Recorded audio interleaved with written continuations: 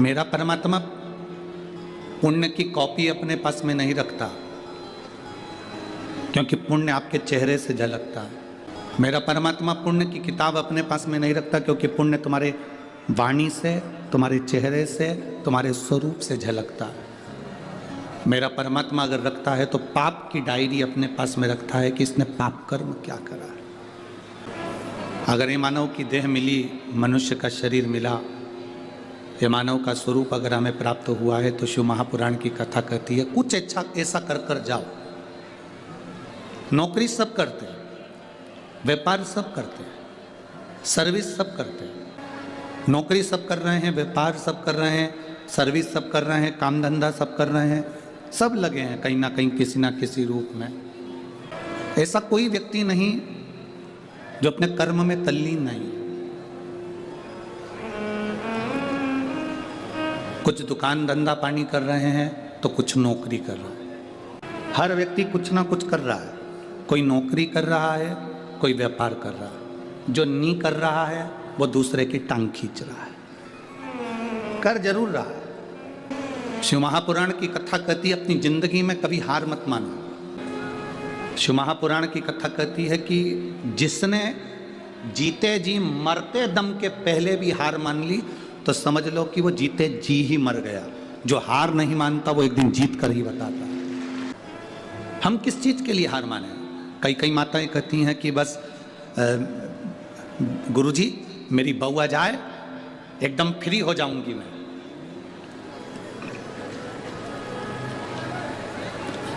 तुम किसी गुरुजी के पास जाकर ये मत कहो कि मेरी बहू आ जाए और मैं एकदम फ्री हो जाऊंगी, बल्कि ये कहो कि मेरी बहू आ जाए और भगवान ऐसा कृपा करना कि मैं अच्छी व्यस्त रहूं। फ्री रहूंगी तो बीमार पड़ जाऊंगी, व्यस्त रहूंगी तो मस्त रहूंगी। तो मुझे इतना व्यस्त रखना कि मैं फ्री ना रह पाऊं। कितनी बड़ी बड़ी आसें लेकर आप लोग बैठे रहते हैं। मेरा बेटा बड़ा हो जाएगा, नौकरी लग जाएगी, सर्विस लग जाएगी, फिर वो कमा कर लाएगा, 4 व्हीलर गाड़ी लाएगा, मुझे घुमाने वैष्णो देवी ले जाएगा। अब तुम्हें क्या मालूम कि कौन सी देवी को लेकर वैष्णो देवी गया है? अब तुम्हें क्या मालूम? कितनी बड़ी बड़ी आस आप लोग जोड़कर बैठे हो। मेरी बहू आ जाएगी, मुझे गरम गरम भोजन देगी, गरम गरम खाना देगी। अब वो गरम गरम खाना दे रही कि डंडे दे रही, अब ये तो वो ही जाने जिसकी आई है। फिर कहा गुरुजी मेरी बहू का लड़का हो जाए, और मेरी बहू का लड़का हो गया, मेरा नाती पंती आ गया, फिर मैं सोने की सीढ़ी पर चढ़ जाऊंगी। कौन सी सीढ़ी पे चढ़ रही है? जम के बोलो जरा, जम के। सोने की सीढ़ी पर।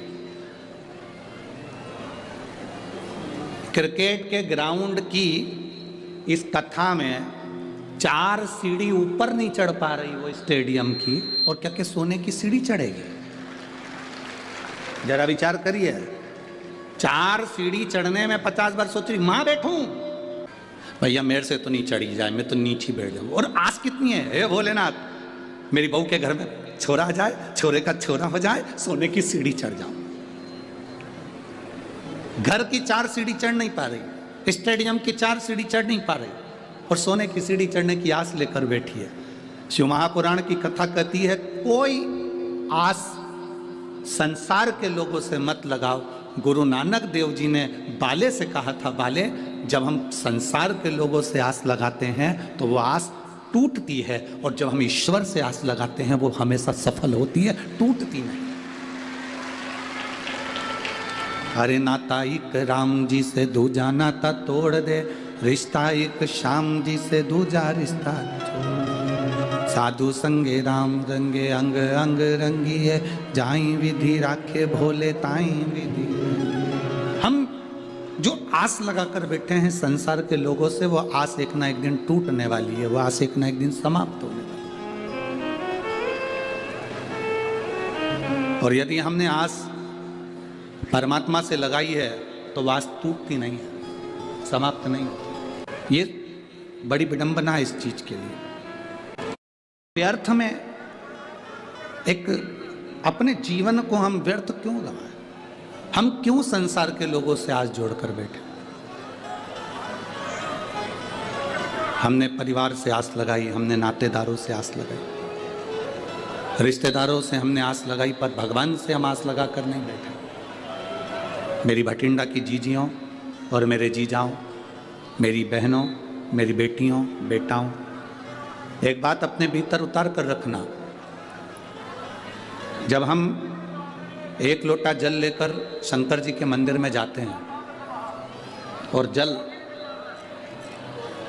जरा ध्यान देना जितने लोग देख रहे हैं, ये शिवलिंग है, ये जलाधारी है, ये सामने चरण है। शिवलिंग, जलाधारी और यहाँ से जहाँ पानी बहता है वो स्थान। शिवलिंग के ऊपर होती है जलाधारी, जिसमें से एक एक बूंद पानी टपकता रहता है। सबने दर्शन करे हैं ना? जो ऊपर से पानी गिरता रहता है एक एक बूंद, वो शंकर भगवान की 5 बेटियां हैं। शिव जी की 5 लड़कियां, जया, विशारा, शामली बारी, दौतली और देव, ये शिव जी की 5 बेटियां। इन 5 बेटियों का नाम हमने पहले भी आपको कहा। रात्रि को जो नींद की गोली खाकर सोता है, उससे हम निवेदन करेंगे कि 1 हफ्ते आप नींद की गोली मत खाओ। पलंग पर सोने से पहले मोबाइल बंद करने के बाद हाथ में थोड़ा सा जल लो। जया, विषहरा, शामरी बारी, दौतली, देव, 5 लड़कियों का नाम लेकर आचमन कर कर आप सो जाइए। आपको नींद की गोली खाने की जरूरत नहीं पड़ेगी। सुबह आराम से आपकी नींद खुलेगी, आपको जरूरत ही नहीं पड़ेगी। आप शिव जी की 5 बेटियों का स्मरण करना प्रारंभ करिए, आपको उसका लाभ मिलेगा। तो ये जलाधारी के ऊपर से जो बूंद बूंद पानी नीचे गिर रहा है, ये जलाधारी, ये जहाँ से जल नीचे बहता है वो स्थान।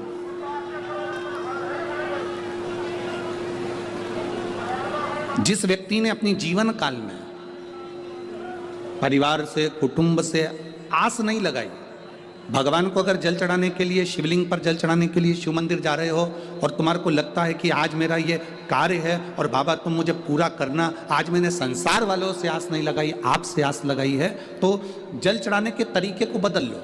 हाथ में जो जल है उस जल को, यहाँ जो अशोक सुंदरी का स्थान है, यहाँ से जल चढ़ाते चढ़ाते शिवलिंग पर पूरा जल समर्पित कर दो। 1 या 2 बार कर कर देखना, आपको दुनिया से आस लगाने की जरूरत नहीं पड़ेगी, बाबा आपका कार्य सफल जरूर करेगा। थोड़ा सा तरीका चेंज है जल चढ़ाने। अशोक सुंदरी से चालू करोगे, शिवलिंग तक लेकर जाओ। अशोक सुंदरी से ये जो जलाधारी जल बहता है, यहाँ से चालू कर कर शिवलिंग तक उस जल को लेकर जाओगे। जब हम भगवान देवाधिदेव महादेव को जल चढ़ाते हैं, उसके 5 अलग अलग तरीके हैं। बहुत सावधानी से सुनना कथा, आपकी और हमारी जिंदगी की सार्थकता को सिद्ध करने वाली कथा। आज पंजाब की इस पवित्र भूमि पर अगर ये प्रसंग निकला है, तो इसको आप अगर सुनेंगे तो आपका जीवन सार्थक होगा। शिव जी को 5 तरह से जल चढ़ाने का तरीका है। जैसे पंचामृत होता है, दूध, दही, शहद, घी, शक्कर, ये सब पंचामृत के अंतर्गत आते हैं। उसी तरह शंकर जी को 5 तरह से जल चढ़ाने का क्रम वर्णित किया गया। आप उसको समझेंगे, बहुत सावधानी से समझिएगा। पहला, जल लेकर आए, सीधे डायरेक्ट शंकर भगवान के शिवलिंग पर चढ़ा दिया। ये प्रथम जल का चढ़ाने का तरीका। दूसरा, जहां से पानी बहकर जाता है, जहां से जल बहकर जा रहा है, उसके ठीक विपरीत जल उत्तर में जा रहा है, आप दक्षिण में खड़े होंगे और दक्षिण में खड़े होकर उत्तर की ओर मुख करेंगे और शिव जी को जल समर्पित करेंगे। ये रोग मुक्ति करने वाला है और हमारे रोग पर हमें विजय प्रदान करने वाला है। ये जल चढ़ाने का तरीका। एक, सीधे मंदिर में गए, लोटा भर कर जल उठाया, शिव जी को चढ़ा दिया। दूसरा जल, जहाँ से पानी बहता है, शिव जी का चढ़ा हुआ जल जहाँ से बहकर जाता है, उसके ठीक विपरीत में शिव जी का जल इधर जा रहा है, तो तुम यहाँ खड़े हो, तुम यहाँ बैठो, यहाँ मत बैठना, यहाँ मत बैठना, इधर बैठो। अगर रोग का निवारण है तो यहाँ बैठकर। तीसरा, अशोक सुंदरी से जल चढ़ाते चढ़ाते शिवलिंग तक लेकर जाना और शंकर भगवान के शिवलिंग पर पूर्ण जल